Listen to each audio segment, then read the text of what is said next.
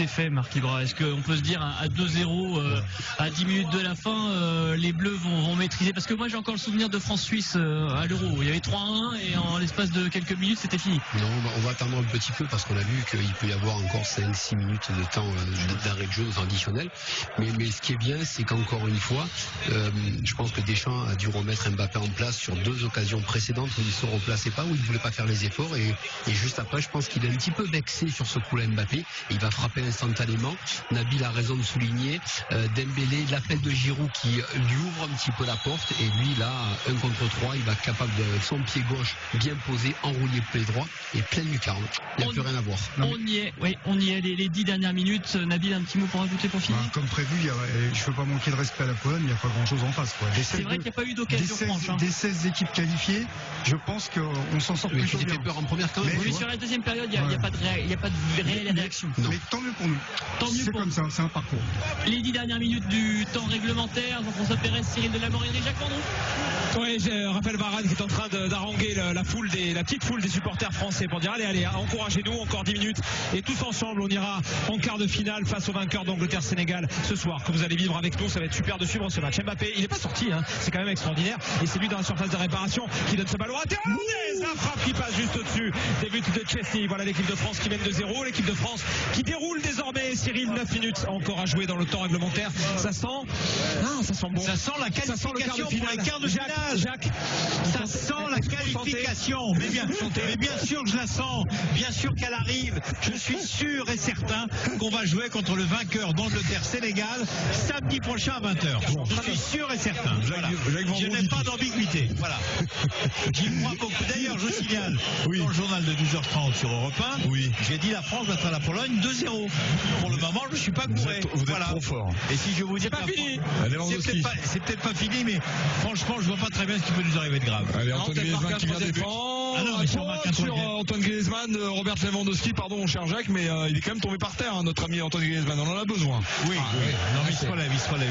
Il fait encore une fois un super match. Voilà, c'est un tampon de Lewandowski, ça arrive. Mais ce soir, Griezmann fait un match à la hauteur de sa légende. 71e match d'affilée, c'est ça, Cyril? Oui. C'est le 71e match d'affilée pour Antoine Griezmann. 71e match d'affilée. Je suis heureux, quoi. Comme vous tous. Je pense que nos auditeurs sont heureux. On va avoir un quart de finale si tout se passe bien. Europe 1 est une radio positive, donc soyons positifs sur la fin du match. Et la France va se qualifier, c'est sûr et certain. Allez, Hugo Lloris. N'ayons pas d'état d'âme. Voilà. C'était l'analyse de Jacques Vendroux. Hugo Lloris, qui donne à Marcus Thuram qui a allongé. On est presque dans la surface de réparation polonaise. Le ballon pour Bielik qui est en train de le sortir. Mais Griezmann est déjà là pour faire le pressing. Quelle couverture de jeu, quelle débauche d'énergie, Griezmann. C'est encore lui là qui était sur le point de récupérer ce ballon de rapide face à Berezinski. Ce sera une touche en faveur de la Pologne et de plus en plus, bien sûr, on va regarder ce chronomètre qui égrène ces secondes. 83 minutes de jeu que l'on joue ici au stade Al Toumama de Doha, et la France qui mène 2-0 face à la Pologne, et la France qui a un pied et demi désormais en quart de finale. Si les Français restent bien concentrés, bien sobres comme il faut, ça va le faire.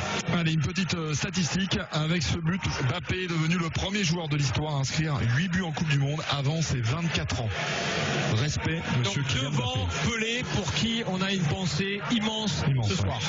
Pelé qui est en train de se soigner à São Paulo au Brésil et qui a envoyé plutôt de bons messages, de bonnes vibrations, parce que vous savez que ici le Brésil est vraiment bien suspendu à l'état de santé de Pelé, de sa légende absolue. Et on a vu des banderoles avec Jacques lors de Brésil-Cameroun. On a vu sur les gratte-ciels de Doha, get well soon Pelé, remets-toi vite Pelé. Donc tout le monde du foot, on va dire, dans son intégralité pense à lui. Et le sélectionneur aussi, Tite, qui était en conférence de presse, a eu un mot pour Pelé ce matin. Ballon qui est sorti, on touche les Français sur Europe 1, 83 minutes de jeu. Jacques, il mène 2-0, annoncé sur Europe 1 à 12h30.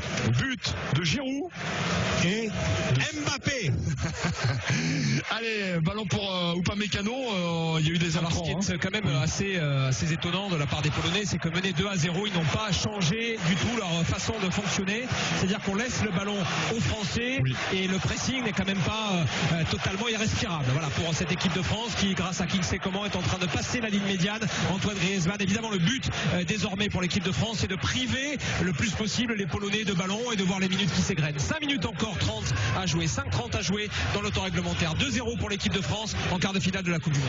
Avec Upamecano, ce ballon à ras de terre pour Antoine Griezmann dans le rond central, pour Rabiot, possession française, qui réclame le ballon, ce sera pour Koundé le long de la ligne de touche. Ouais, Koundé qui revient pour Adrien Rabiot. On travaille le ballon, on travaille les défenseurs, on essaie d'étirer ce 4-5-1 de la Pologne avec Kingsley Coman qui a pris la place de Dembélé, qui envoie un long centre vers Marcus Thuram au deuxième poteau, le ballon qui file, Mbappé qui a mis un gros coup de hanche là sur la personne de ce pauvre Jalewski qui n'avait rien demandé.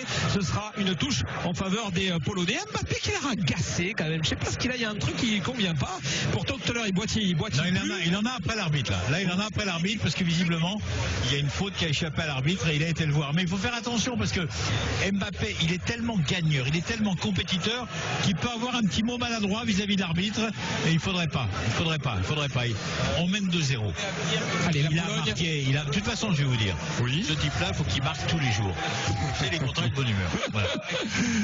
Kylian Mbappé, 4 buts en Coupe du Monde cette saison de 2022 et 4 en 2018. Donc là il est en train vraiment d'exploser tous les records. Deux changements sortis de Kivior, remplacé par Bernard Beck, joueur d'Aston Villa, défenseur central, et l'autre joueur qui va rentrer c'est Grosicki, 34 ans, qui joue en Pologne en fin d'année. Bien sûr, vous le connaissez très très bien.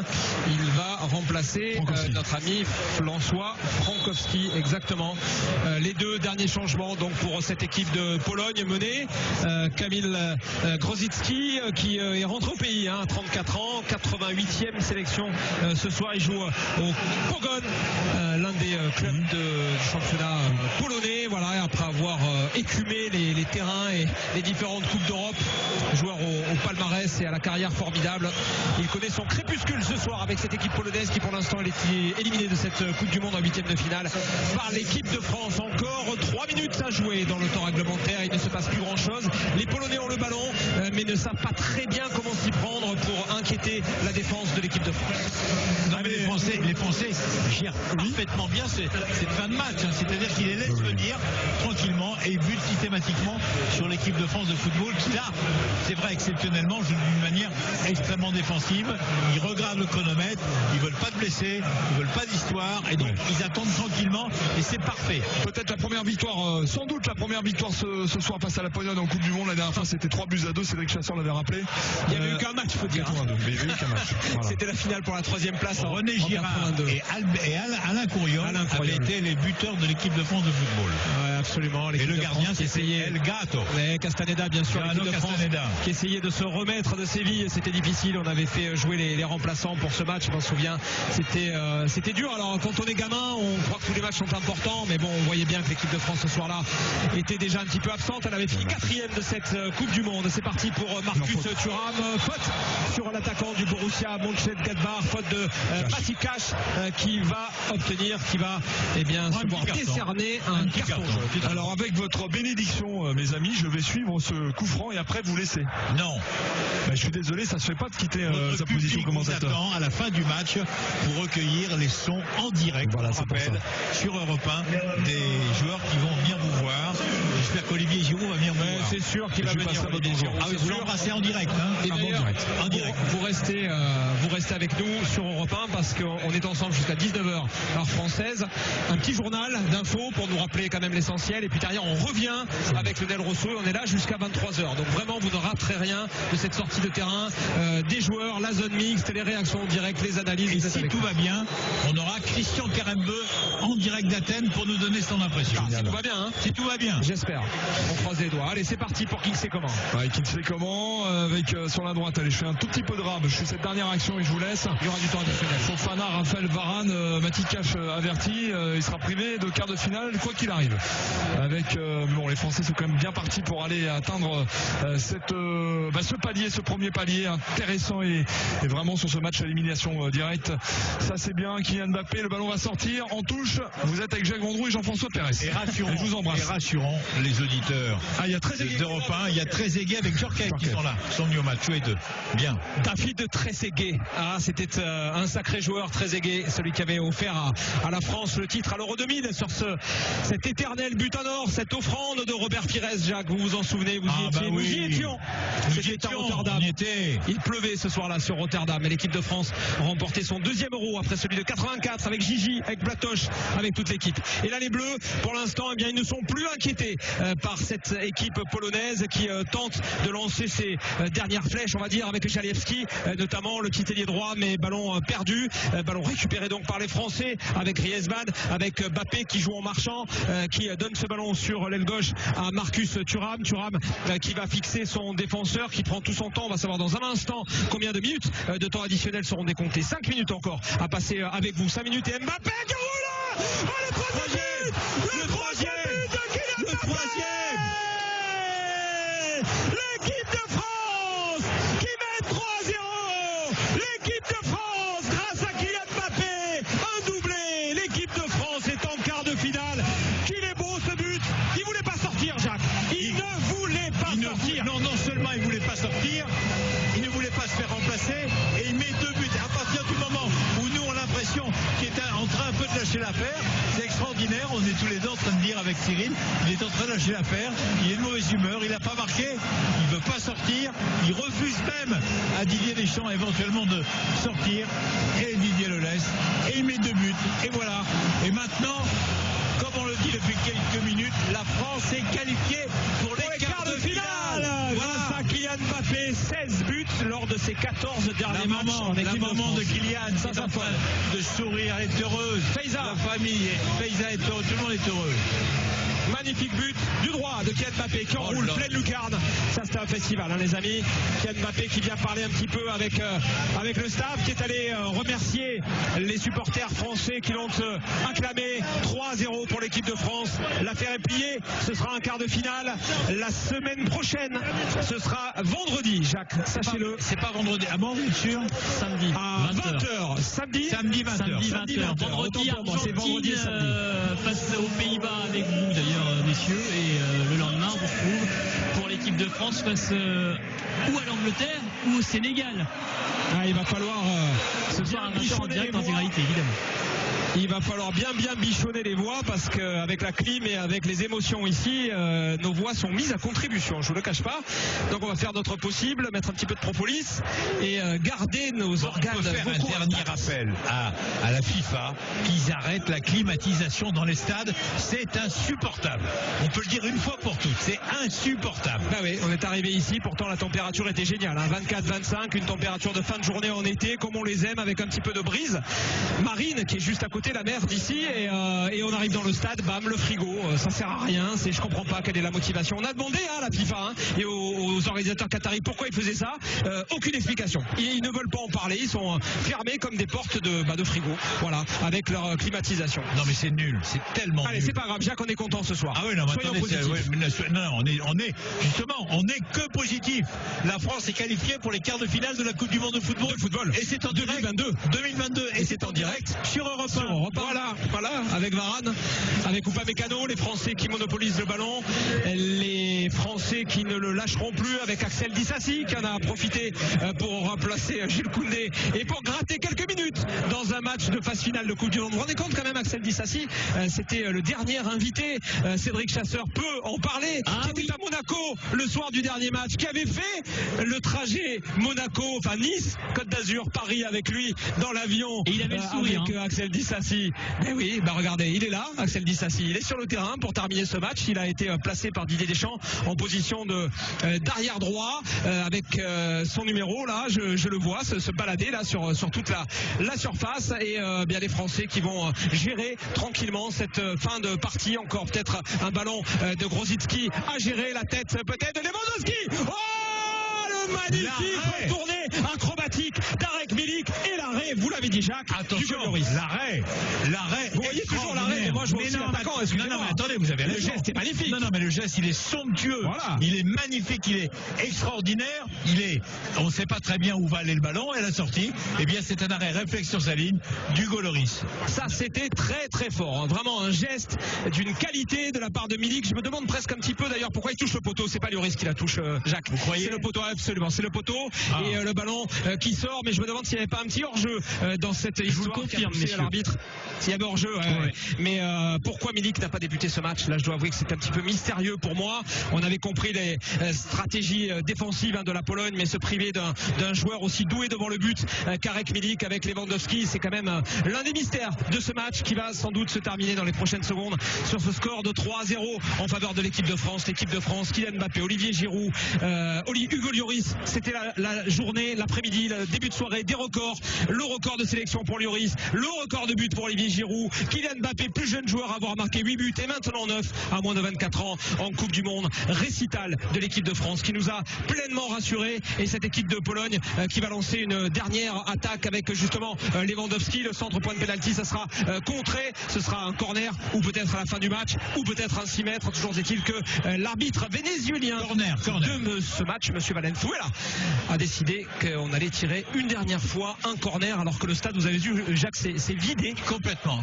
Mais il n'y a plus de suspense. Non, mais je crois très honnêtement que ici au Qatar, dans cette Coupe du Monde, ils aiment pas trop le deux foot, équipes européennes qui s'affrontent. C'est pas leur truc. C'est pas idéal. Ça manque d'équipes sud-américaines ou de la péninsule. Voilà. C'est même pas tirer le corner, c'est la fin du match. Vous pensez que c'est la fin du match? On se méfie. On se méfie depuis avec l'histoire de la Tunisie. Regardez, possible penalty, mon cher Jacques. Regardez, et l'arbitre va aller contrôler son écran. C'était pas du tout la fin du match. Il faut se méfier des fins de match avec l'équipe de France parce qu'il peut toujours se passer quelque chose. Et là, mais il y a une embrouille qui nous a échappé. Il y a possiblement un penalty. Je sais pas, Cédric, si vous avez l'image. Mais je cherche l'action même carrément. On est en train de la revoir ici. Ça serait une main de d'Upamecano sur ce centre de Rosicki. Non, mais il y a main. Je suis pas aussi catégorique que vous, mais si vous le dites. Marc Libra, on a les images à l'instant. Marc Libra, est-ce qu'il y a penalty ou pas? Je vois le dos, moi. Oui, pour moi, malheureusement, il y a penalty, parce que le ballon, il semble que le ballon est stoppé par la main. Ouais. Nabil, pareil. Voilà, pas mieux pour Nabil Gélite. Pour nous, il y a penalty, les amis. Penalty pour la Pologne. Penalty pour la Pologne. Alors ça, c'est quand même. J'allais dire c'est couillon, parce qu'il y avait 3-0, il y avait plus de danger, il y avait plus rien. Bon, ça changera rien à l'histoire, bien sûr, mais ça va peut-être permettre à Robert Lewandowski d'inscrire un nouveau but en Coupe du Monde, le deuxième pour lui. Déjà un penalty face à l'Arabie Saoudite. Robert Lewandowski face à Hugo Lloris, et ensuite, je pense, ce sera la fin de ce huitième de finale. 3-0 et peut-être donc 3-1 dans quelques instants pour l'équipe de France, et monsieur Valenzuela qui demande à tous les défenseurs polonais et attaquants polonais de bien vouloir respecter la ligne de la surface de réparation sur ce penalty. Le duel Lewandowski Hugo Lloris, c'est parti pour l'attaquant du FC Barcelone qui se concentre et qui du droit avec des petits pas est en train de rater son penalty. L'arrêt d'Hugo Lloris, il a totalement raté son geste, Lewandowski, et là cette fois je pense que c'est fini, à moins que l'arbitre ne redonne penalty. Il fait retirer le penalty. Mais pourquoi? Il était plus sur sa ligne, je crois. Je crois que Lloris n'était plus sur sa ligne. Je me demande si c'est pas ça. Je suis pas. Vous avez raison. Ça se joue à rien. Et là, c'est l'occasion, une fois qu'on en aura terminé de cette phase de jeu, avec peut-être le penalty qui sera marqué. Mais là, franchement, il avait vraiment raté, Lewandowski. Il a fait n'importe quoi. Il a voulu faire une Neymar et ça s'est transformé en tir de moineau que Lloris avait facilement capté. On va voir ce que ça va donner. Mais en tout cas, je pense qu'il faudra arrêter cette règle des 2 pieds sur la ligne ou d'1 pied sur la ligne pour les gardiens sur les penaltys. C'est tellement difficile pour un gardien de but d'arrêter un penalty. Laissez les gardiens faire à peu près ce qu'ils veulent. Voilà, sur cette phase de jeu, c'est quand même beaucoup plus facile pour les attaquants que pour les défenseurs dans ce genre de circonstances. Monsieur Valenzuela qui est en train de demander à Hugo Lloris cette fois de respecter la règle sur la ligne, ne pas bouger de cette fameuse ligne. Il est un petit peu agacé, on le comprend, Hugo Lloris. Et Lewandowski qui après avoir bien raté ce premier penalty va avoir une deuxième occasion de scorer pour la Pologne. Cette fois il y va plus franchement et cette fois il prend Hugo Lloris à contre-pied. 3-1 pour l'équipe de France.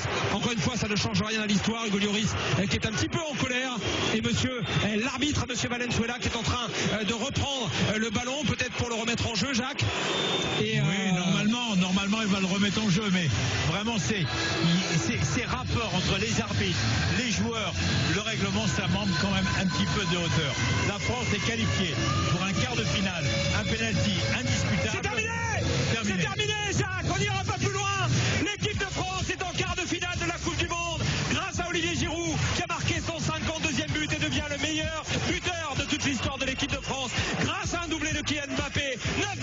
du Monde. Plus jeune joueur de l'histoire a marqué autant de buts à moins de 24 ans en Coupe du Monde. Hugo Lloris, 142 sélections, nouveau recordman, co-recordman des sélections en équipe de France avec Lilian Thuram.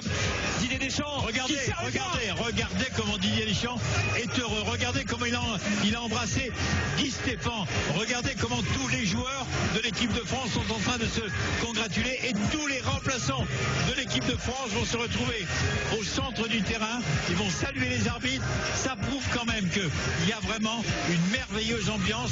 Et ce match, il n'était pas simple parce que, n'oublions pas quand même qu'on est à 0-0 à la 44e minute de jeu. Et il y a un arrêt décisif de Lloris et de Varane. Il y a même un triple sauvetage avec Hernandez, exactement. Et l'équipe de France s'en est sortie 3 buts à 1. Ce sera le score final. Et juste un mot, Cédric, avant de vous rendre l'antenne, Hugo Lloris sur le pénalty qu'il prend, il n'a pas les pieds sur la ligne non plus. Non. Si vous voulez le faire dans un sens, vous le refaites tirer une troisième fois. Bref, c'est pas grave, c'était anecdotique. 3 buts à 1 pour l'équipe de France qualifiée pour les quarts de finale. Et ça ne va pas arranger les statistiques de Lloris sur pénalty. Vous les avez préparées au cas où, on va pouvoir les ressortir, mais c'est vrai qu'en sélection, ça fait 3 sur 26 maintenant qu'il a arrêté avec l'équipe de France. 17h58, on va débriefer évidemment cette qualification des Bleus pour les quarts de finale, parce que c'est bien l'essentiel. Les Bleus sont en quart de finale samedi soir. Contre qui? L'Angleterre, le Sénégal. La réponse dans Europe 1 Sport à partir de 20h. Mais nous, on continue évidemment cette émission avec Nabil Gélit, avec Marc Libra, avec Alain Giresse qui va nous rejoindre pour bien un peu analyser cette victoire des Bleus face à la Pologne.